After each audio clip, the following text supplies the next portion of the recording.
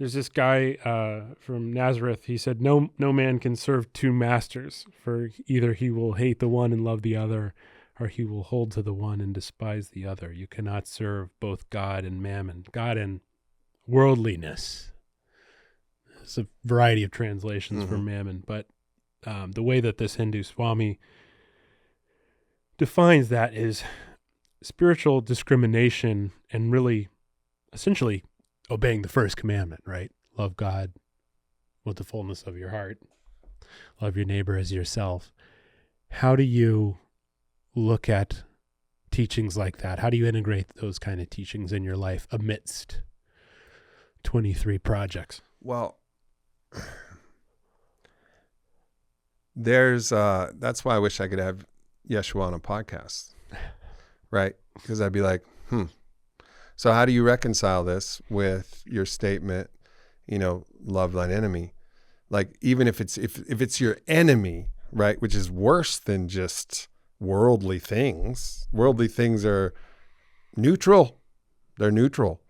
And you're saying you're supposed to despise that, but you're supposed to love your enemy, but despise the worldly. What the fuck are you talking about? Either you love unconditionally and love all of God's creation, or you don't. And so what do you say about that, Yeshua?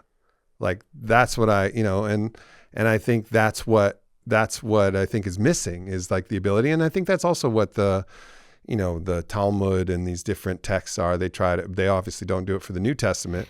They do it for the Old Testament, where they have a bunch of masters who just argue back and forth about what every nuanced, interpretation of what everything said. It's a shame, actually, that the Hebrew tradition didn't take the New Testament canon and actually bring it through the Talmud process to analyze all of these things and then try to understand and figure it out. People like Mordecai Leiner and Luria and Abraham Cook and all of these masters who can then go in and then analyze, why did God say this, and why did David say this, or why did Solomon, like, what was the real, like, that hasn't happened sufficiently in the New Testament. It's just like, this is the word. And it's like, okay, well, let's figure it out. And I think I appreciate that about, people in the modern context who are willing to say, like, all right, no, this has been through a lot of different, first of all, this is not an immediate account. This is not like on record, this is written down years later, edited, hundreds of years later. It's gone through a variety of different processes. So there's quite a real possibility of actually clerical error in this, and quite a big possibility of manipulation by the Council of Nicaea to write things in a certain way.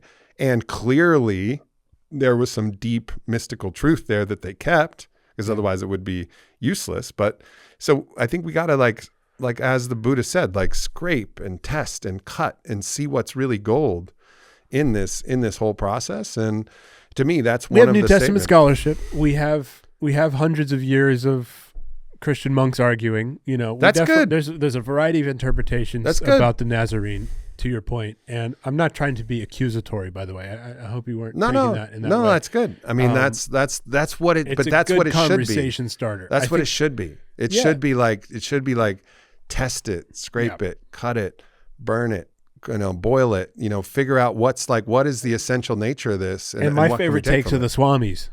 I like the guys who are outside of the tradition, who are just really, really deep in their tradition, who have contacted the divine in their own other side of the world, capacity. And then when they read Jesus, they go, oh, he's talking about, it's like this parable from Ramakrishna, or it's like this line from, the Upanishads. Like, right. I like those guys' take. Yogananda had Second Coming of Christ is this big. In terms of like reading the Nazarene. But, I think, back to that idea in terms of all that I'm trying to get across in terms of like that idea around spiritual discrimination and like kind of godliness and worldliness and so on is like, I agree with your point that love is the motivation, and I think that comes through in a lot of what you do in terms of, capital L love, and like, when that's the driving force, everything else is secondary. even if the word love is synonymous with God, in the mystical world. So placing God first, placing the divine first, and kind of everything, surrendering to everything, letting everything else. So that's through, the take. That's the take that then I'm like, okay, now we're in accord. Now I've found the modern day monk who's willing to interpret this and actually play with it a little bit. Because what I don't like is that path of asceticism, which says this is holy, this is profane, just by its very nature. It's another form of original sin. Like I once, I wrote a poem called "I Found God in a Strip Club." Like talk about like heresy, right? But it was true. Like I went to this new age kind of circle gathering, and it was like gross. There's no, like, I don't feel the divine here at all. And then I went to a strip club, and I was like, oh man, God is everywhere, and like it was a real experience I had. But I'm not shackled by the biases that says, and nor was this Nazarene. Nor did he see the world in this, oh, you're a leper, or you're a thief, or you're a harlot, or you're a whatever whore. He didn't have those judgments. He saw the love that was underpinning all of it. And I think that's the place that I actually can really get behind, because that's been my experience. When I experience the divine, I experience it in everything. And sure, there's prisms of distortion, and then there's the negation of the divine and the delusion, which at the highest level is still part of the divine, but its function in the most of the dimensional realities we're in is the negation of the divine. You can call that out too, but still hold love for it at the highest level, which is love thine enemy. But I think this split that people have made, where they've tried to say, oh, the body, we just got to get this out of the way.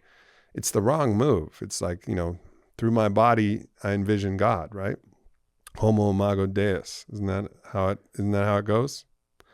And that is, I think that's really the pathway, is like, actually, instead of saying, let's just get rid of this body thing. Well, you're going to do that anyways. You're going to die. Don't worry. You're going to get there. But while you're here, why not actually go into the body, unlock its secrets, find the divine that lives within, and then be able to ride this fucking cosmic God starship and fucking ride it like until the wheels fall off. Yeah. Use it. Yeah. Use me, Lord.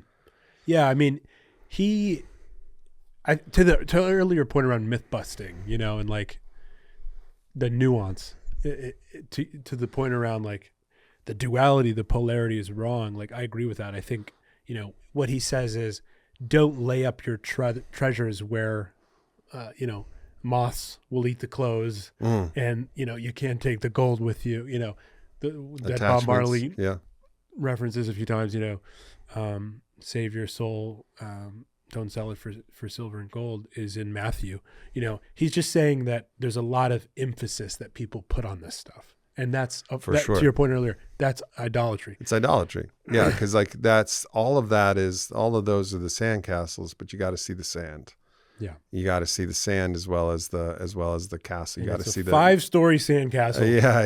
And then they get bigger and they get bigger and bigger and they weight you down. I once had a vision in ayahuasca journey, and it was a vision of a bear.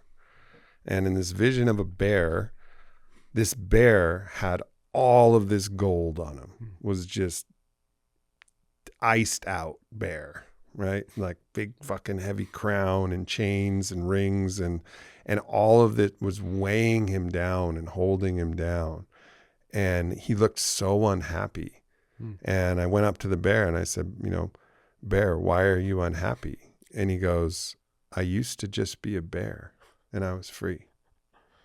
And then he just shook off all of his gold and took me on a ride, rampaging through the forest. Right? I haven't told that story. That's not a commercial for ayahuasca. I haven't told that story in a long time, but that is true. We can become shackled by our attachments to the things.